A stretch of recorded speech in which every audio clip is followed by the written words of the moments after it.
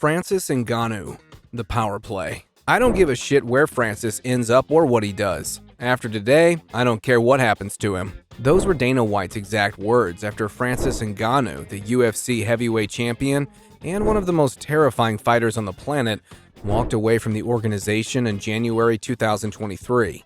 No negotiation, no compromise, just pure unfiltered anger. Francis Ngannou's journey to becoming UFC heavyweight champion was nothing short of miraculous. From digging sand mines in Cameroon to sleeping homeless on the streets of Paris, Ngannou's rise to the top was the kind of story the UFC marketing machine dreams about. But behind the scenes, tensions were brewing.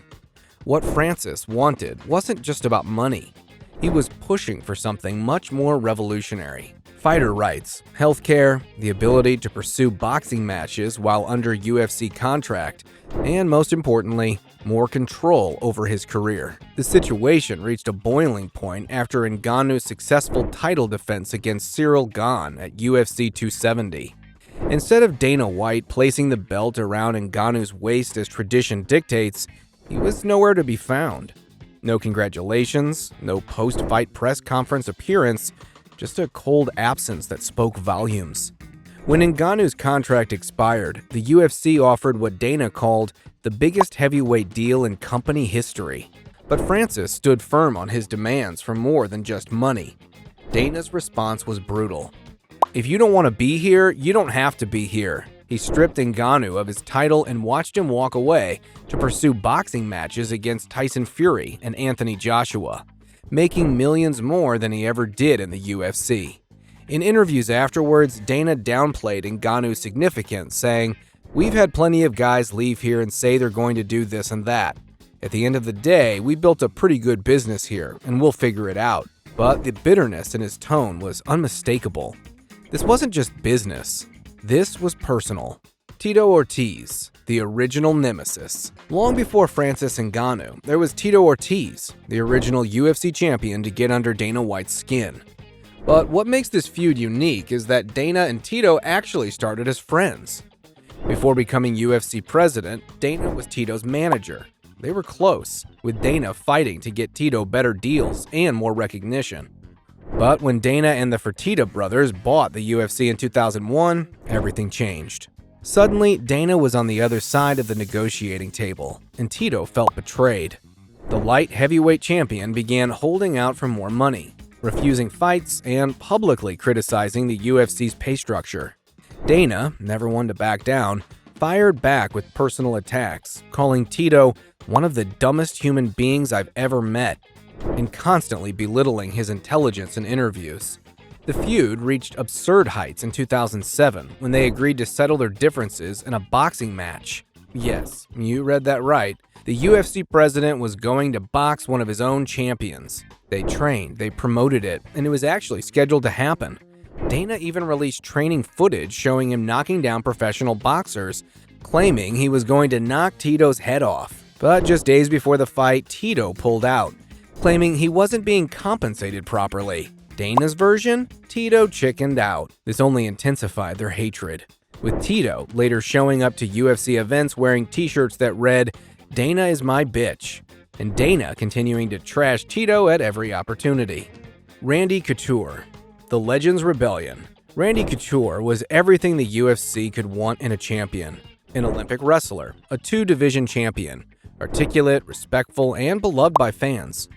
He was the face of the UFC during its dark ages, carrying the promotion on his back when few people cared about MMA. But in 2007, at the height of his popularity, after reclaiming the heavyweight title, Randy shocked the MMA world by resigning from the UFC.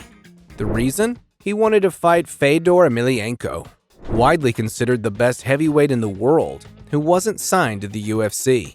Dana's response was swift and severe. He stripped Randy of his title, threatened legal action, and publicly questioned his loyalty after everything the UFC had done for him. What followed was unprecedented. Randy attempted to break his UFC contract to pursue the Fedor fight in a different organization. The UFC sued him, claiming he was still under contract. For nearly a year, Randy and Dana were locked in a bitter legal battle that played out in the media. Dana called Randy dishonest and accused him of turning his back on the company that made him.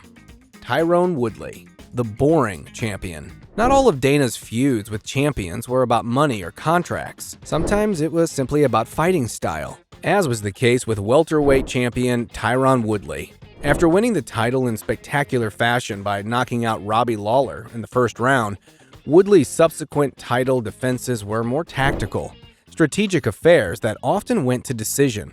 Dana, who prized excitement above all else, began publicly criticizing Woodley's performances, calling him a guy who has the ability to be very exciting but chooses not to be. After Woodley's title defense against Demian Maia, which featured little action but a dominant performance, Dana told reporters, "You ask fans if they want to see Woodley fight again? I think that will be a flat-out no." What made the Woodley-Dana feud particularly explosive was Woodley's suggestion that race played a factor in how he was treated compared to other champions. Woodley, one of the few black champions in UFC history, pointed out that white champions with similar fighting styles weren't criticized as harshly. He also noted that the UFC marketing machine never got behind him the way it did for other champions. Dana fiercely denied these accusations, calling them the most ridiculous thing I've ever heard. But the damage was done. Their relationship deteriorated to the point where they could barely be civil with each other at press events. George St-Pierre, the perfect champion's imperfect exit. George St-Pierre was the UFC's golden boy, a dominant champion, a pay-per-view draw, articulate in 2 languages and scandal-free. He was everything Dana could want in a champion. Until he wasn't. After a controversial split decision victory over Johnny Hendricks at UFC 167, GSP shocked everyone by announcing he was taking an indefinite hiatus from fighting and vacating his welterweight title. Dana, who believed GSP had lost the fight, was visibly furious at the post-fight press conference. Instead of respecting GSP's decision, he publicly pressured him to return, saying, "You don't just say, 'I'm going to take a hiatus, maybe I'll come back, maybe I won't.'" After nearly 4 years away, GSP returned to challenge Michael Bisping for the middleweight title. He won, becoming one of the few 2-division champions in UFC history. But just 34 days later, GSP vacated this title too, citing health issues related to ulcerative colitis. Dana's frustration boiled over. He accused GSP of knowing all along that he wouldn't defend the middleweight title, saying, "I'm not shocked. I'm not mad. It is what it is. I thought I would be mad, but I'm not. I'm really not." The passive-aggressive response revealed Dana's true feelings. He felt used by a fighter he once considered the perfect company man. BJ Penn. From favorite to concern. BJ Penn represents perhaps the most unique relationship on this list. For years, he was one of Dana's favorite fighters, a prodigy who became a 2-division champion with an exciting fighting style and a willingness to fight anyone, anytime. Dana frequently called Penn the most talented fighter I've ever seen, and gave him opportunities other fighters could only dream of. But as Penn's career declined, their relationship soured in a different way. Unlike the other feuds, this one stemmed from Dana's frustration at watching a fighter he genuinely cared about destroy his legacy. After losing 5 straight fights in increasingly one-sided fashion, Dana publicly begged Penn to retire. "BJ Penn needs to retire. I love BJ. I want him to retire," Dana said after one particularly brutal loss. But Penn kept coming back, and Dana kept giving him fights, creating a toxic cycle that damaged both Penn's legacy and Dana's reputation for fighter safety. The breaking point came when videos surfaced of Penn involved in bar fights in Hawaii. Dana finally put his foot down, releasing Penn from his contract and vowing never to offer him another fight. "He won't fight again. That's it. It's not even that this was the last straw. I didn't love him continuing to fight anyway," Dana said, revealing the complex emotions behind their relationship. Cris Cyborg, the woman Dana never wanted. Cris Cyborg was arguably the most dominant female fighter in MMA history, but her relationship with Dana White was hostile from the start. Before she even joined the UFC, Dana had made numerous derogatory comments about her appearance, most infamously saying she looked like Wanderlei Silva in a dress and making steroid accusations. When Cyborg finally signed with the UFC in 2015, the tension didn't ease up.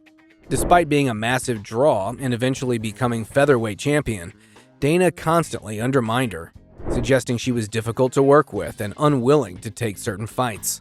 The situation exploded after UFC 240 in 2019. Cyborg confronted Dana backstage about his negative comments, a conversation that was recorded and later released by both sides with different edits, depicting two different stories. Dana's response was nuclear. "I'm done with Cyborg. I'm not dealing with her anymore. We're out of the Cyborg business." He released her from her contract, claiming, "All this time I've said, she just doesn't want to fight." This feud stands out because of its personal nature. Dana's attacks on Cyborg went beyond business disagreements to include comments about her appearance and character, revealing a particularly ugly side to his treatment of champions who don't conform to his vision. Demetrious Johnson, the underappreciated genius. Demetrious Mighty Mouse Johnson might be the most technically perfect fighter in UFC history. With a record 11 consecutive title defenses in the flyweight division, lightning-fast movement, and an ability to master every aspect of MMA, Johnson should have been one of Dana's favorite champions. Instead, their relationship was marked by constant tension over Johnson's marketability, or what Dana perceived as a lack thereof. Despite Johnson's dominance, his pay-per-view numbers were consistently lower than other champions, leading Dana to publicly question his star power. The situation came to a head in 2017 when the UFC wanted Johnson to fight TJ Dillashaw, then the bantamweight champion, who was moving down to challenge for Johnson's flyweight title. Johnson refused, preferring to fight Ray Borg, who he considered the rightful #1 contender in his division. Dana was livid, publicly blasting Johnson. For the first time in UFC history, a champion is refusing to fight the #1 contender. It's never happened before. He accused Johnson of ducking Dillashaw and failing to be a company man. The relationship deteriorated to the point where, in 2018, the UFC essentially traded Johnson to one championship in exchange for Ben Askren, an unprecedented move that showed just how eager Dana was to move on from a champion he couldn't see eye to eye with, despite Johnson's status as one of the greatest fighters of all time. The pattern behind Dana's feuds. Looking at all these champions, clear patterns emerge in Dana White's conflicts with his top stars. First, control is always at the center. Whether it's Francis wanting boxing freedom, Randy wanting to fight Fedor, or GSP wanting to leave on his own terms, Dana's issues always stem from champions asserting independence from the UFC machine. Second, Dana takes business extremely personally. These aren't just contract disputes to him. They're betrayals by people he believes owe their success to him and the UFC. Finally, Dana never forgets. Years after these feuds begin, he still holds grudges, bringing up old conflicts in interviews and taking subtle jabs at former champions. If you enjoyed this breakdown of UFC drama, hit that subscribe button and check out our video on every UFC GOAT by weight class. Thanks for watching, and I'll see you in the next one.